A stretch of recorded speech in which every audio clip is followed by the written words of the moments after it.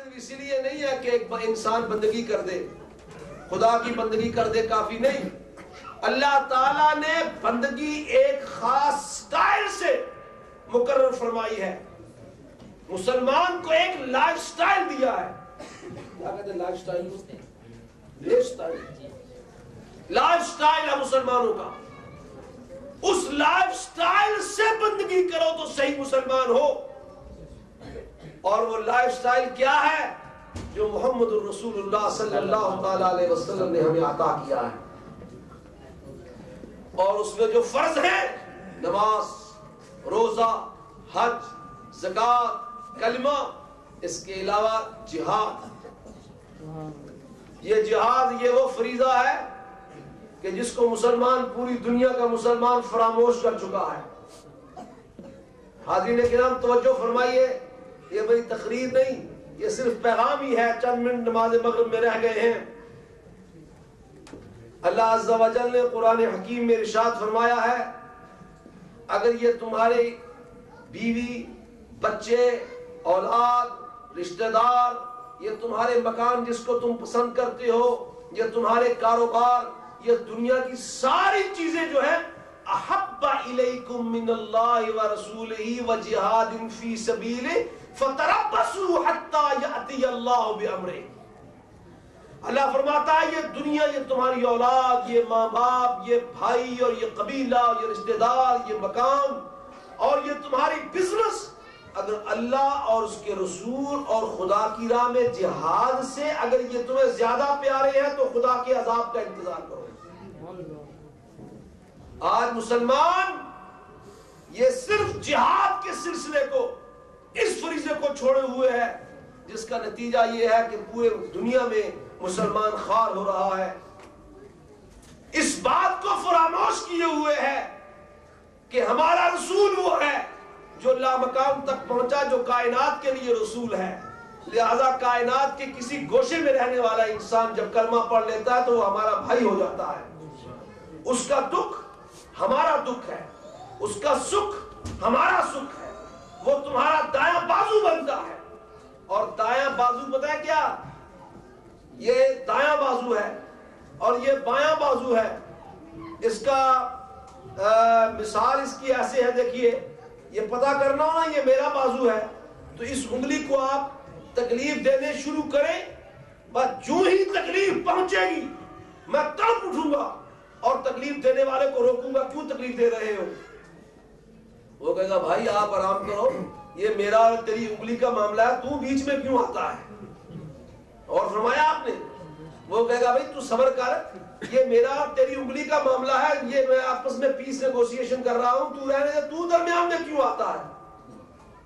تو کیا کہنا چاہیے کہ یہ تیرا انگلی کا معاملہ نہیں ہے، میرا اور میری انگلی کا معاملہ ہے، میری انگلی ہے، یہ میرا ہاتھ ہے۔ کوئی یہ نہیں کہہ سکتا کہ یہ تیرے اور میرے، یہ میرا اور تیرے ہاتھ کا معاملہ ہے، تو الگ رہ۔ میں کہوں گا یہ میرا ہاتھ ہے، بایاں ہاتھ ہے، یہ دایاں ہاتھ ہے تو میرا ہاتھ۔ حاضرین کرام، دنیا کا کسی کونے میں مسلمان رہنے والا ایک جسم ہے، وہ کوئی ہمارا دایاں ہاتھ ہے، کوئی ہمارا بایاں ہاتھ ہے۔ اور اگر کسی کا ہاتھ نہ ہو اور تکلیف میں ہو کوئی تو اس کا نتیجہ یہ ہوتا ہے کہ تمہیں اس کی مدد کرو۔ جیسے بوسنیا میں مسلمانوں کو مارا جا رہا ہے، ان کو شہید کیا جا رہا ہے، اور ادھر امریکہ جو ہے یہ پیس کانفرنسز کر رہے ہیں اور گفتگو کر رہے ہیں کہ ان کی مدد کرنی چاہیے۔ میں آج ہی بیٹھا ہوا دوستوں سے کہہ رہا تھا یہ ایسی بات ہے کسی کے جسم کو، ہاتھ کو آگ لگ رہی ہو اور وہ آگ اس کو جلا رہی ہو اور 10 آدمی بیٹھے بات کر رہے ہو، بھائی دیکھیے فلاں صاحب کے ہاتھ کو آگ لگ رہی ہے، لہذا کوئی کوشش کرو کہ اس کو بجھایا جائے، اور وہ کوشش کرنے میں 1 مہینہ لگا دے، اتنے میں تو سارا جسم جل جائے گا۔ آج بوسنیا کے مسلمانوں پر ظلم ہو رہا ہے، آج فلسطین کے مسلمانوں پر ظلم ہو رہا ہے، کشمیر کے مسلمانوں پر ظلم ہو رہا ہے۔ UN جو امریکہ کی باندھی ہے، اس کے ریزولوشن کشمیر کے بارے میں کئی سالہ ریزولوشن موجود ہے، لیکن کوئی اس پر عمل نہیں کر رہا۔ بوسنیا کے بارے میں اس کا ریزولوشن موجود ہے، اس پر کوئی عمل نہیں کر رہا۔ باقی فلسطینیوں کے بارے میں ریزولوشن موجود ہے، کوئی عمل نہیں کر رہا. بوسنیا کے بارے میں ریزولوشن موجود ہے، کوئی عمل نہیں کر رہا. لیکن جب عراق کی بات آتی ہے تو فوراً امریکہ کہتا ہے یہ میری اپنا اختیار ہے، جو چاہوں گا میں کروں گا. اور یہ کیوں؟ یہ اس کی طاقت کی بات نہیں، سب سے پہلی یہ ہماری کمزوری ہے. یاد رکھو مسلمانوں، میں کیونکہ پوری دنیا میں پھرتا رہتا ہوں، مجھے یہ اندازہ ہے کہ پوری دنیا کے مسلمان کو دکھ اور درد ہے. لیکن پرابلم یہ ہے کہ اسلامی ملکوں میں طاقت جن لوگوں کے ہاتھ کے پاس ہے وہ امریکہ کے آگے بکے ہوئے ہیں. لہذا آپ اور میں کچھ نہیں کر سکتے. آج اگر اجازت ہو ہم لوگوں کو تو یورپ سے ہزاروں انسان اپنے بوسنیا کے بھائیوں کی مدد کے لیے جانے کو تیار ہے. لیکن ہمارے ہاتھ پاؤں باندھے ہوئے، ہمارے پاس طاقت نہیں ہے. جن لوگوں کے پاس اختیار ہے ان کو امریکہ نے خریدا ہوا ہے، لہذا وہ کچھ کہہ نہیں سکتے.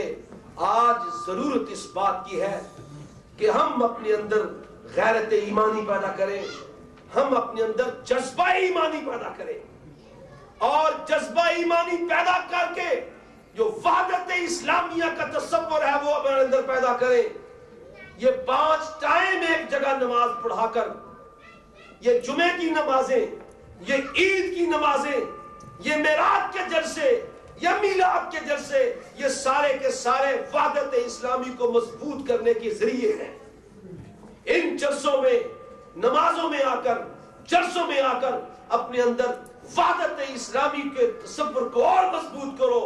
اور اس بات پر یقین کرو کہ جب کوئی شخص کلمہ پڑھ لیتا ہے لا الہ الا اللہ محمد رسول اللہ صلی اللہ تعالی علیہ وسلم، تو ہمارے جسم کا حصہ ہو جاتا ہے، ہمارا بھائی ہو جاتا ہے. ہم پر فرض ہے کہ ہم اس کی مدد کریں، اس کی حمایت کریں.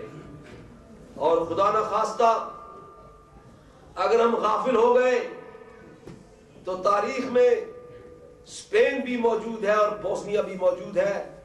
جیسے بوسنیا کے مسلمانوں کے ساتھ سلوک کیا جا رہا ہے، دنیا کے کسی اور جگہ بھی، کسی یورپ کے اور حصے میں بھی بوسنیا جیسا سلوک کر سکتے ہیں. آج جاگو، ایسا نہ ہو کہ جب تم جاگو تو چور سب کچھ لے جائیں. آج وقت ہے کہ تم جاگو. لٹیرے تمہاری دولت کو لے جا رہے ہیں، لٹیرے تمہاری ہر چیز کو لوٹ کے لے جا رہے ہیں. جاگو اور پوزیٹیولی آگے بڑھو اور ایسا مثبت کام کرو، ایسا مثبت کام کرو کہ دنیا کے کسی بھی ہنڈے کی جرت نہ ہو کہ مسلمان کے مال اور جان اور اس کی اولاد پر بری آنکھ سے دیکھ سکے. ہمارے پاس صرف یہ ایک ہی ذریعہ ہے.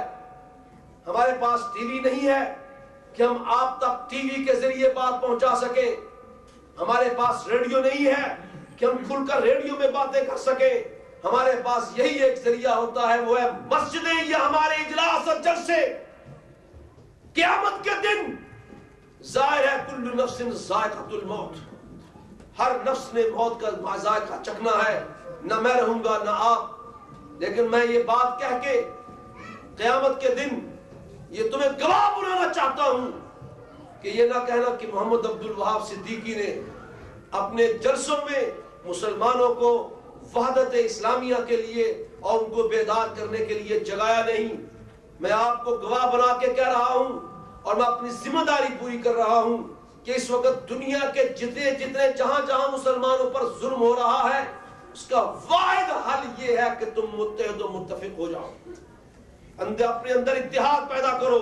ایک دوسری بات یہ ہے کہ پریکٹیکل مسلم بن جاؤ. مسجدوں کو آباد کرو، مسجدوں میں نمازیں آ کے پڑھو. یہ تم نے گھروں میں یہ درجنوں کے حساب سے جو انڈین فلمیں دیکھتے ہو ان کو بند کرو، اور اپنے گھروں میں ہماری مائیں اور بہنیں اور بچیاں اپنے گھروں میں نماز پڑھیں، قرآن کی تلاوت کریں. اگر فلمیں دیکھنی ہیں تو اسلامی پروگرام دیکھیں.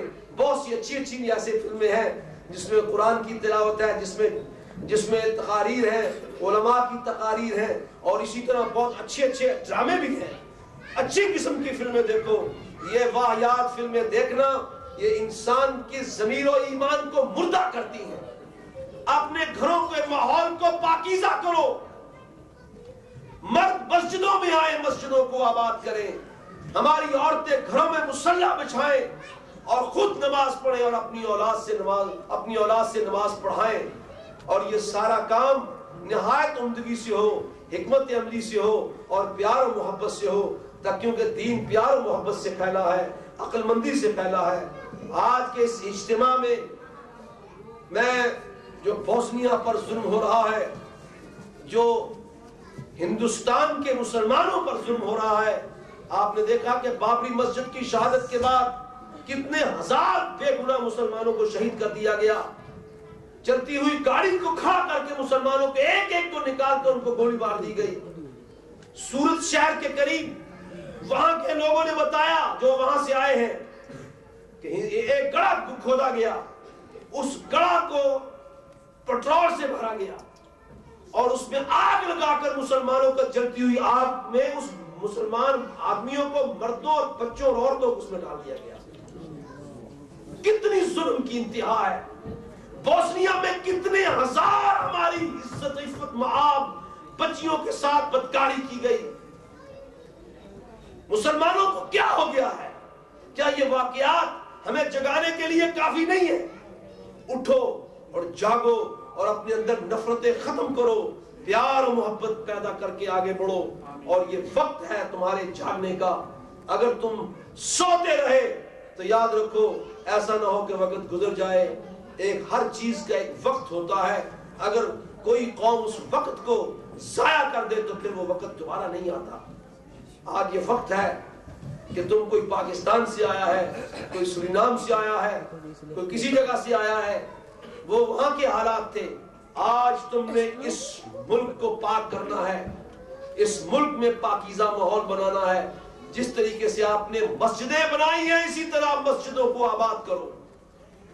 جس طرح تم کلمہ پڑھتے ہو اسی طرح کلمے کی روشنی کو ان کفار کے سینوں تک پہنچاؤ.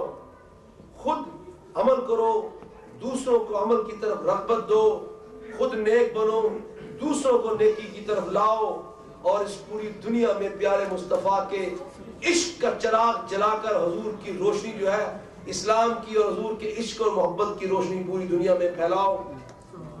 میری دعا ہے اللہ تبارک و تعالی ان انسانوں کو کہ جو دین کے لیے کام کر رہے ہیں, جو دین کے لیے کوشش و محنت کر رہے ہیں, اللہ تعالیٰ ان کو توفیق عطا فرمائے کہ ہم کامیاب ہوں. میں نے یہ دیکھا ہے, ہمارے احباب رات بھی میں نے یہ سی لینڈ میں کہا تھا کہ ہمارے مخالفین تانے دیتے ہیں کہ سنیوں کی مسجدیں برباد ہیں, نمازی نہیں آتے. حاضرین کرام, میرے رسول پاک کے معراج کے جلسے پہ آنے والوں, حضور کی میلاد منانے والوں, اٹھو, یہ عہد کرو کہ نماز مسجدوں میں پڑھو گے, مسجدوں کو آباد کرو. مسجد میں آ کر نماز پڑھنے سے, مسجد میں آنے سے کئی ہزار بلائیں ایسی ہوتی ہیں, جو مصیبتیں ہوتی ہیں جو دور ہو جاتی ہیں. خود بھی مسجدوں میں آؤ, اپنے بچوں کو مسجدوں میں لے کے آؤ. انشاءاللہ العزیز مسجدوں میں آنے کی برکت سے دین کی عظمت, رسول معظم صلی اللہ تعالی علیہ وسلم کی عظمت کی برکت سے اللہ تعالیٰ آپ کی دینی اور دنیوی مشکلوں کو آسان فرمائے گا. وآخر دعوانا ان الحمدللہ رب العالمین. صلاۃ و سلام کے لیے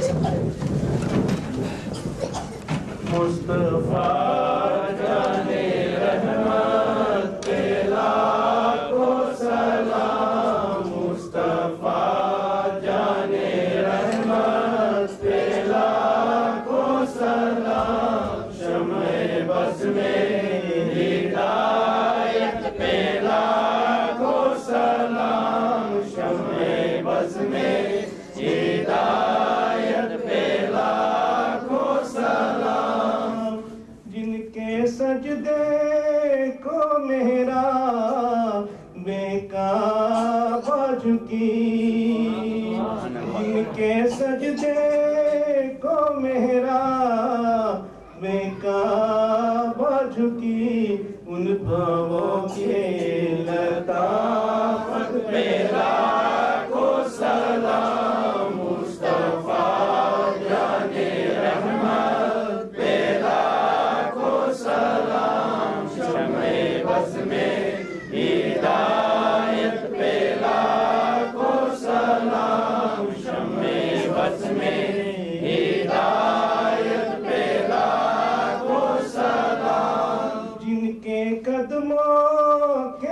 بوسے لیے عرش نے،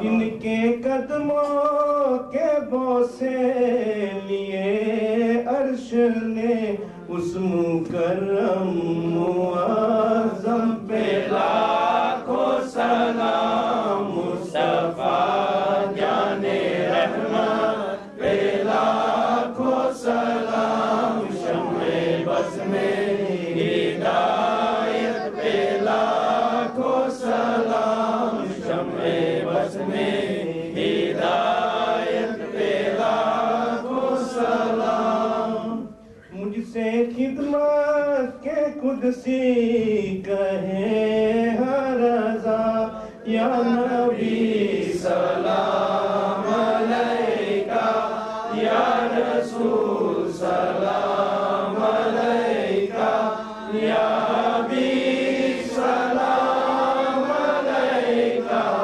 صلوات اللہ علیکہ، صلوات اللہ علیکہ، الصلاۃ والسلام علیکہ یا رسول اللہ، الصلاۃ والسلام علیکہ یا حبیب اللہ، الصلاۃ والسلام علیکہ یا نور اللہ۔